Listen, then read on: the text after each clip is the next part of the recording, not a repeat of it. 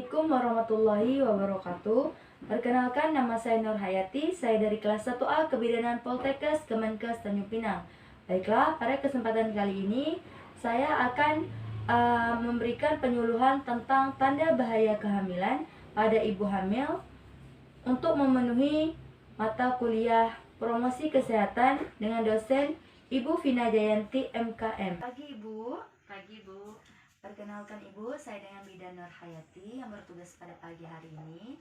Di sini saya akan memberikan penyuluhan tentang tanda bahaya pada kehamilan dan macam-macam tanda bahaya kehamilan. Sebelumnya, usia kehamilan Ibu sudah berapa bulannya Ibu? 5 bulan Bu. Baiklah Ibu, di sini saya akan meminta waktu Ibu selama 5 sampai 10 menit. Apakah Ibu ada waktu? Insya Allah ada Bu. Baik Ibu, di sini saya akan membagikan leaflet tanda bahaya kehamilan dan macam-macam tanda bahaya kehamilan. Baiklah Ibu, saya akan menjelaskan tentang pengertian kehamilan. Mungkin Ibu kurang tahu atau kurang mencari tahu tentang tanda bahaya pada kehamilannya Ibu. Kehamilan adalah dimulai dari konsepsi sampai dengan lahirnya janin. Lama kehamilan normal adalah 280 hari Ibu. Kemudian Ibu, tanda-tanda bahaya kehamilan. Tanda bahaya kehamilan adalah tanda-tanda yang mengidentifikasikan adanya bahaya yang dapat terjadi selama kehamilan atau periode antenatal.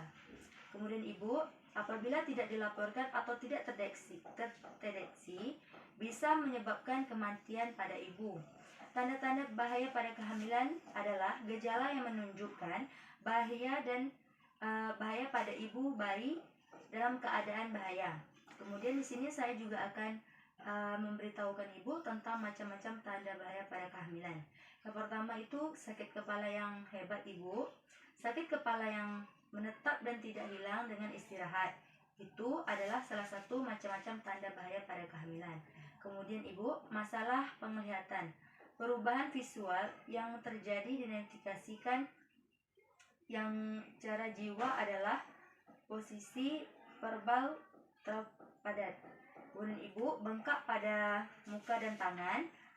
Masalah serius jika pada muncul pada wajah dan tangan, tidak hilang setelah istirahat, dan disertai dengan keluhan fisik yang lain. Itu juga salah satu macam tanda bahaya kehamilan. Kemudian Ibu, nyeri abdomen yang hebat.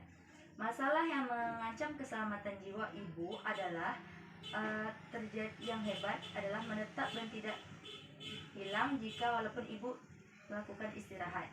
Kemudian Ibu, gerak janin yang berkurang. Gerak janin adalah dirasakan oleh Ibu pada kehamilan 10 minggu.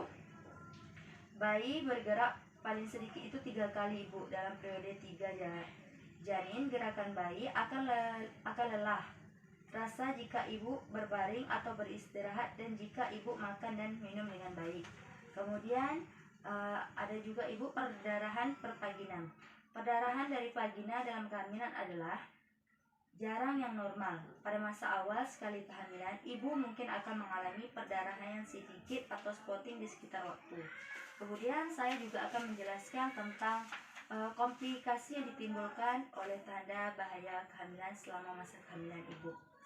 Yang komplikasi tanda bahaya kehamilan itu ada perdarahan. Penyebab perdarahan paling sering pada trimester ketiga Ibu. Nanti Ibu akan merasakan ketika usia kehamilan Ibu sudah masuk trimester ketiga Ibu. Yang pertama, kelainan letak plasenta. Kemudian yang kedua, pelepasan plasenta sebelum waktunya. Kemudian yang ketiga, penyakit pada vagina atau leher rahim, misalnya infeksi Ibu.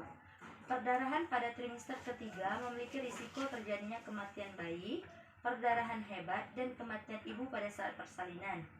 Untuk menentukan penyebab terjadinya perdarahan, bisa dilakukan pemeriksaan USG Ibu, pengamatan leher, rahim, dan pap smear. Kemudian Ibu, persalinan prematur lebih mungkin terjadi pada keadaan berikut Ibu.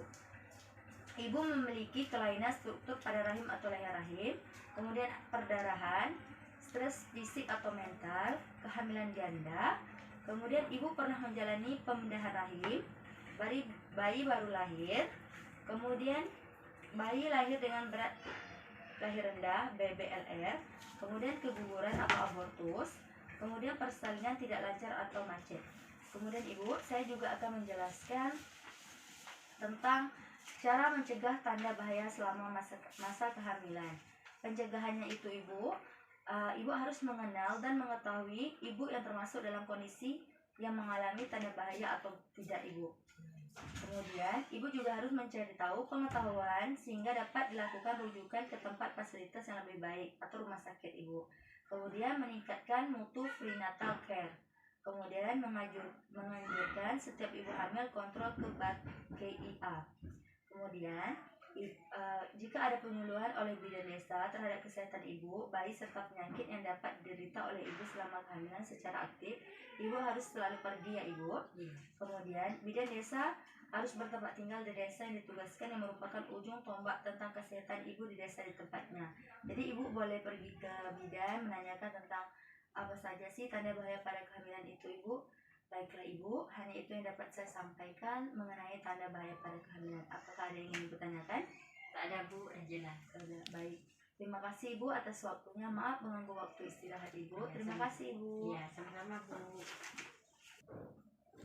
Baiklah, hanya itu yang dapat saya sampaikan mengenai satuan acara penyuluhan tanda bahaya pada kehamilan. Lebih kekurang saya mohon maaf. Saya akhiri dengan wabillahi taufiq wal hidayah. Wassalamualaikum warahmatullahi wabarakatuh.